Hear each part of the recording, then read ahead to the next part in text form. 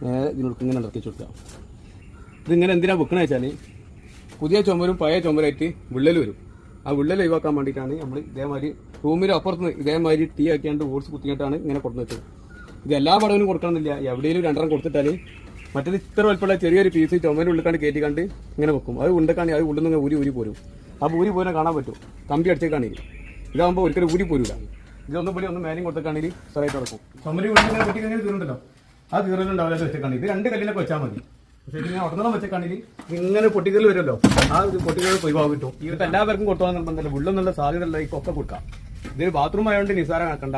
പുതിയ പേര എടുക്കുന്നവർക്ക് തള്ളി നിൽക്കണ ഏത് പേർക്കും രണ്ടാമത് എടുക്കണ ഏത് ചുമരിനും നമുക്ക് ഇത് വെച്ചുകൊടുക്കാം. ഇത് ബാത്റൂം ആയതുകൊണ്ട് ഇത്ര സേഫ്റ്റി ആണോ എന്ന് ചോദിച്ചു ചില ആൾക്കാർ. ഉള്ളും കൂടി ആകുമ്പോൾ ഒന്നും കൂടി പൊട്ടും ജാസ്തി കയറും. മറ്റാകുമ്പോൾ ചെറിയൊരു കമ്പി മാത്രം ഉള്ളിൽ കടിച്ചേക്കാണ്ട് മാക്സിമം ഇതുവരെ അടിച്ചെടുക്കും. അതിങ്ങനെ ഊരി ഇങ്ങനെ പോരും. ഇതാകുമ്പോൾ ഉള്ളിൽ ആ ടീം ആയി അടിച്ചുകൊണ്ട് ഒരിക്കലും ഉള്ളിൽ നിന്ന് ഊരി പോരില്ല. അപ്പോൾ ഈ ഉള്ളിൽ നിന്നൊക്കെ ഒഴിഞ്ഞിട്ടു.